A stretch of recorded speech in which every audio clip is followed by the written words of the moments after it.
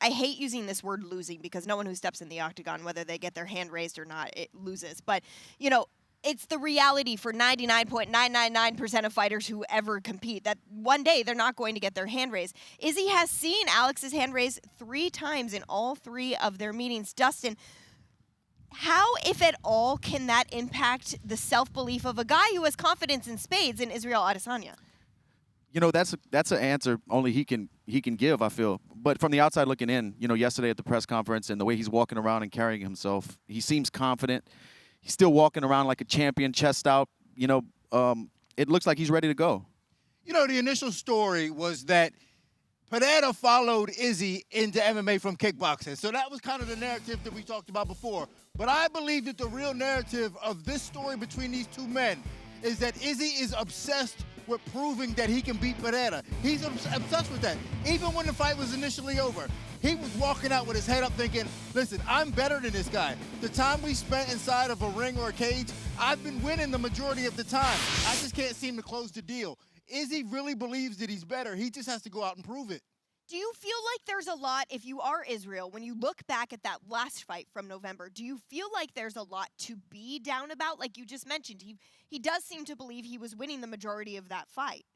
He does seem, he kind of was. He was controlling the majority of the fight, but he hasn't really been able to put the respect that he needs to win this fight. He has to put the respect on himself for Pereira to believe that he can win this fight. And I think that's where Izzy's making a mistake. Pereira doesn't respect him.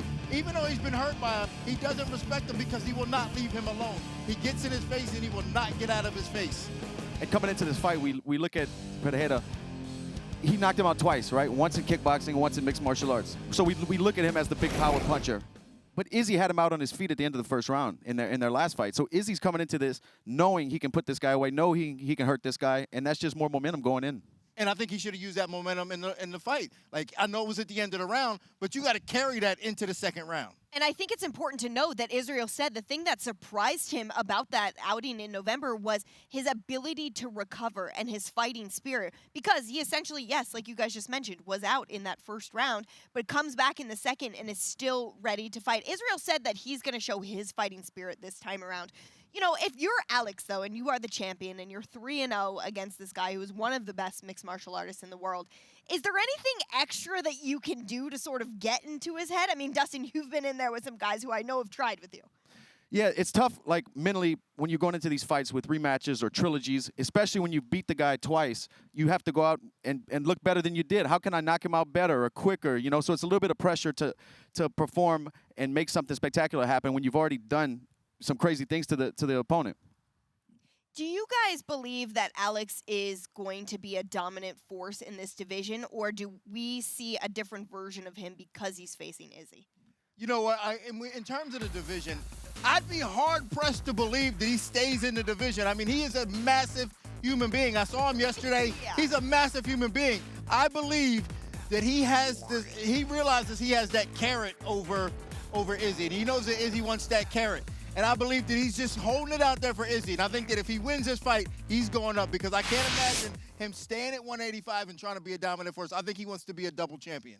That statistic was crazy. 8 fights and he's the champion. Right. That's almost unheard of. Right. And to stay on top of the division, this stylistic fight for both of these guys is great. Both kickboxers coming to MMA and getting in there and kickboxing with each other. Obviously, you saw a takedown in that highlight, but how does he stack up against the best wrestlers in the division? Those questions really haven't been answered yet. This is a stylistic fight that's going to be good for both guys. Both guys can shine in this fight. I got to tell you, man, that takedown that Pereira hit, it was actually a really good takedown for a kickboxer. He was running a pipe, he changed level. It was a really good takedown. I was very surprised, technically, on how well he executed that takedown. We're talking a lot about potentially seeing offensive wrestler Israel Adesanya, but Alex trains with Glover Teixeira, one of the greatest grapplers in his division's history. So it'll be really interesting to see how they came out. But, Dustin, Israel came onto the scene, and he really got noticed because the way he moved caught a lot of attention. He is elusive, and obviously that's a strength that has served him. Right. He's a style bender. He goes in there and bends styles and makes it hard for you to hit, and he's not there when you think he's going to be there, and he is there when you think he's not. He's really good. He has great vision and timing, but here, like on this illustration, moving to his right, staying on the outside of Pereira's lead leg is so important because that right hand is powerful. Obviously, his hook he's knocked multiple people out with that hook. And standing square in front of him, being against the fence is dangerous for Izzy. He needs to move laterally, stay off the fence, not get smothered there, so he can do exactly what he does and style bend and make this guy guess. He needs to keep moving to his right, especially when he's fighting from the southpaw stance. Keep that lead foot on the outside. And he's so elusive. That's what I love about his elusiveness. It's like from a target, when you're trying to hit a target, if it's not in front of you, you can't hit it. So it really doesn't matter how much power we have. We put so much into the power of Pereira, but if Izzy's not there for him to hit him, then there's no reason to even have all that power. Yeah, Right. his style bender nickname certainly serves him well. Dustin, great job with your first illustration. I'm trying my best out here. Oh my gosh, give it up for him. All right, well, as I had mentioned just briefly before, Glover Teixeira has been a longtime training partner of Alex Pereira. But then Chuck Liddell came into camp for this one. Dean, we spoke to him a little bit about it yesterday in our fighter meetings.